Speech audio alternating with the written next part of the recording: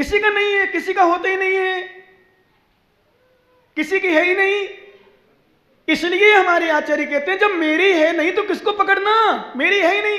जब किसी लड़की ने मुझे स्वीकार नहीं किया, किसी कन्या ने मुझे स्वीकार नहीं किया, मैं उसे स्वीकार क्यों करूं? जिस भूमि ने मुझे स्वीकार नहीं किया, जिस मकान ने मुझे स्वीकार नहीं किया, मैं जो स्वीकार क्यों करूं? इसलिए हुकुमचंद जी, घर में रहना पर घर से विरक्त रहना, मकान में रहना किराए का मकान समझना। इस शरीर को किराए का मकान कहा है? क्या कहा है? इस शरीर को किराए का मकान, ज्ञानी ध्यान रखना, शरीर भी किराए का मकान है। किराए का मकान कभी भी छुड़ा लिया जाएगा। किराए के मकान को अपना मकान कभी मत समझ लेना। जो किराए के मकान में रहते हो ध्यान रखना, जो भी वास्तव में किराए के मकान में, वो अपना मत समझना कभी, और अपना मकान बनाने का प्रयास करना। क्यों? किसी दिन मालिक कह सकता भाई साहब खाली करो, मुझे जरूरत है, मुझे जरूरत है, मुझे खुद बनाना है, मुझे रहना है। किराए के मकान में रहने वाले कभी संतुष्ट मत होना। रहना, प्रवास करना, निवास करना, मैं नहीं कह रहा हूं नहीं रहना, प्रवास करना, निवास करना, जिंदगी निकालना, लेकिन अपना मकान बनाने का प्रयास करना, अपना मत समझ लेना।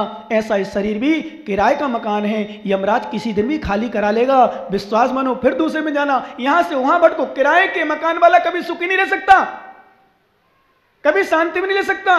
क्यों? किराए का मकान मतलब परतंत्रता, किराए का मकान मतलब परतंत्रता, किराए का मकान मतलब छोड़ना पड़े। कभी भी दुकान होती जिसकी किराए की, बड़ा मुश्किल पड़ जाता उसको दुकान जमाना। वो कहीं 5 साल जमाने में लग गए, भाई साहब खाली करना है, मुझे दुकान दूसरे को देना, मेरा रिश्तेदार आ रहा है और मुझे इतने में देना है, इतने में करना है। अब तो भाई साहब रेट तो बढ़ते ही बढ़ते हैं, पर भाई साहब मुझे बनाना है दुकान, अब करो, या तो केस लड़ो या फिर बंद करो, टेंशन में जियो।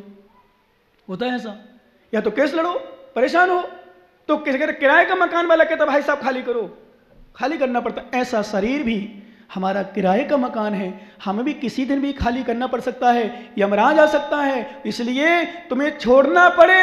ये मनुष्य पर्याय का किराए का मकान अच्छा मालिक मिल गया, अभी नहीं छूट रहा है, तो ज्ञानी इससे निज भवन तैयार कर लो, शिव भवन तैयार कर लो। चले जाओ गुरुओं के चरणों में, चले जाओ धर्म की शरण में, तुम्हारा निज भवन तैयार हो जाएगा, फिर कोई नहीं छुड़ा पाएगा, फिर कोई नहीं छुड़ा पाएगा। क्यों? क्योंकि तुम्हारा मकान, और तुम मकान बनाने में बस मेरा किराया, मैं तो बढ़िया हूं, सुखी हूं, कोई टेंशन नहीं है, मुझे कोई परेशानी नहीं है, मेरा मालिक कह ही नहीं रहा मुझे छोड़ दो, मेरा मालिक तो सुख है, टेंशन फ्री, बोले तुम तो रहो आराम से। अरे भाई, किराए का मकान कोई गारंटी नहीं, कोई भी गारंटी नहीं, ध्यान रखना। इसलिए किराए के मकान में रहने वाला कभी सुखी नहीं रह सकता, नोट कर लेना, ये कभी भी सुखी नहीं रह सकता। नियम से भले सब कुछ हो जाए, इसलिए उसको अपना मकान बनाने का प्रयास ही करना चाहिए। रहे, टेंशन नहीं करना, नहीं तो टेंशन में आ जाओ, और महाराज ने टेंशन भर दी, मेरे तो टेंशन में आ गया, मैं तो किराए, अरे किराए का मकान है मेरा, दुकान किराए की है, रहेगी।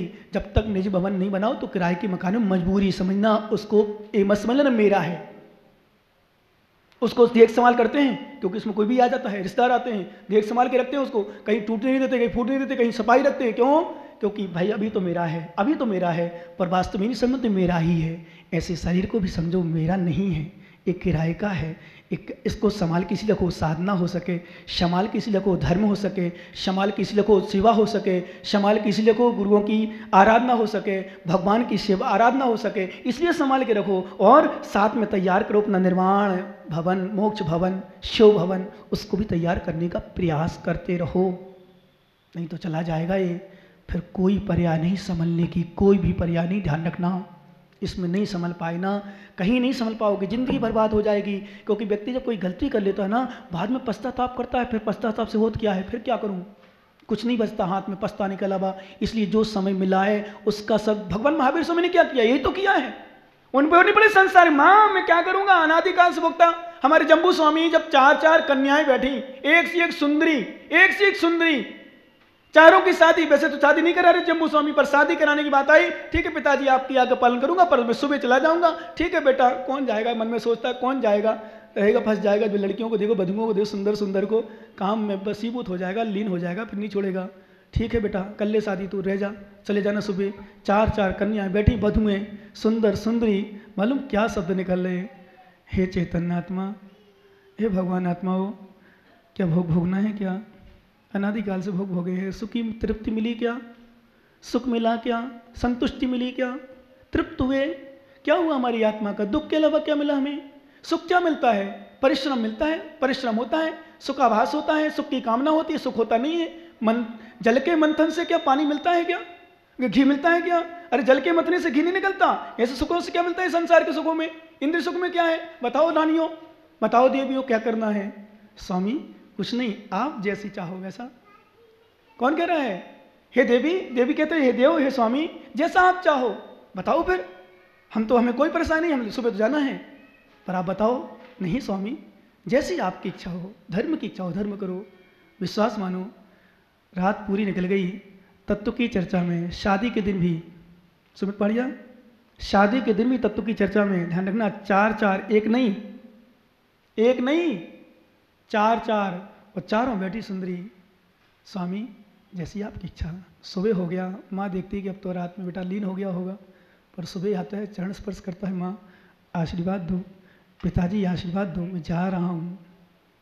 दोनों की आंखों में आंसू आ गए, लेकिन वचन दिया था कैसे रोकूं। जाओ बेटा। रानियों से कहता, देवियों तुम लोग यहीं रहो, या अभी तो कुछ हुआ ही नहीं, शादी करा लो। बोले स्वामी ऐसा नहीं, जब मेरे पति शादी कर सकते हैं, भले मैं नारी हूँ पर मैं भावना में कमज़ोर नहीं हूँ, आप भी दीक्षा लोगे तो हम चारों के चार एक साथ दीक्षा लेंगे। कौन कहता है? चारों की चार रानियां दीक्षा ले ली। अच्छा रहा शादी के बाद दीक्षा ली, अच्छा रहा शादी के बाद दीक्षा ली। शादी के पहले लेते तो एक ही दीक्षा लेते। और इसके साथ एक घटना और घटी। चोर चोरी करने आया था, उसने पहली दीक्षा ले ली। चोर चोरी करने आया था उसके घर में, और जब ऊपर चढ़ता है, ऊपर चढ़ करके देखता है कि अरे ये तो शादी को, वो सोच के यार शादी हुई है तो आज बढ़िया माल आया होगा, धन आया होगा, खूब भैया सोना चांदी हीरे मोती जवाहरात सब मिले होंगे। ऊपर से बैठा देख रहा था, बोले सो तो जाएं फिर अपन चोरी करें। और देख देते थे आवाज़ कान में पड़ गई, हे चेतन आत्मा, हे भगवान आत्मा, कब से भोग भोगे, क्या है संसार की लक्ष्मी विभूति सब क्या है, अपने साथ ना आई है न अपने साथ जाना है, किसके पीछे अपन पड़े हैं, क्या करना है इसको, अपन को उपयोग जब अपन को छोड़ना ही है तो बाद में क्यों अभी छोड़ो ना। ऐसे चल रहा था, विश्वास मानो। ये तो जम्बू स्वामी बाद में जा पाए दीक्षा लेने, वो चोर डाकू पहले निकल गया। और गुरु चरणों में कहता, महाराज मुझे दिगंबरी दीक्षा दो, मैंने बहुत चोरी करी, अब तो मैं भगवान आत्मा बनूंगा। चोर पहले दीक्षा ले लेता है। कौन? चोर पहले दीक्षा ले लेता है। और आप, एक चोर जम्बू स्वामी के भाषण प्रवचन सुन के, शब्द सुनकर बैराग हो गया, और सीकर वालों तुम तो चोर से गई बीते हो, इतना सुन रहे, इतना सुन रहे, कुछ फर्क नहीं पड़ रहा। हंसरी से काम नहीं चलेगा। चोर तो एक प्रवचन सुन के, एक प्रवचन भी नहीं किया। जम्बू स्वामी थे, गृहस्थ थे, रानियां चर्चा कर रही थी, देखता है मालूम क्या सोचता है, अरे मैं कैसा पापी हूं, मैं कैसा अभागा हूं, कैसा दुर्भाग्यशाली हूं। ओह धन्य धन्य, ये तो शादी करने के बाद इनके पास विभूति होने पर भी, एक से एक रानियां होने पर भी छोड़ने तैयार हूं, मैं कैसा पापी हूं, धिक्कार हो मुझे। चल बसा, निकल गया दीक्षा लेने। चोरी नहीं, कहाँ गई चोरी। ऐसा होता है। तो आचार्य कहते, ज्ञानी इंद्रिय सुख है क्या?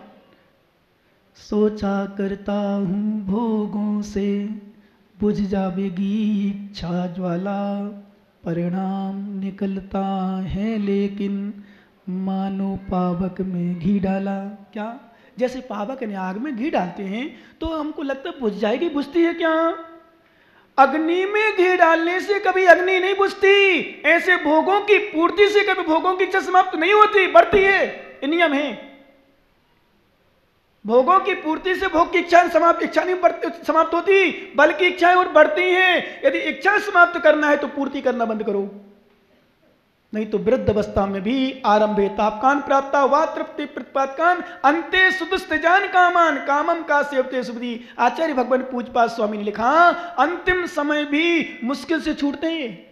अंतिम समय भी बुढ़ापा आ जाता है तो भी मुश्किल पड़ता है। कामम का सेवते सुधी, ऐसे सुधी जन ऐसे काम की सेवन क्या करेगा, ऐसे क्या काम सेवन करेगा। क्यों? आरंभ है तापकान, प्रारंभ में तो ताप संताप बढ़ाता है, इच्छाएं की ज्वाला बढ़ाता है। आरंभ है तापकान प्राप्त वा तृप्ति, और तृप्ति नहीं होती, अतृप्ति रहती है। अंते सुधिस्तिजान, अंत में बहुत मुश्किल से छूटने वाले ऐसे कामम का सेवते, कौन सेवन करेगा? सुधी बुद्धिजान, ज्ञानी जन नहीं करेगा। ज्ञानी जन तो छोड़ने का प्रयास कर, एक ज्ञानियों की विशेषता है।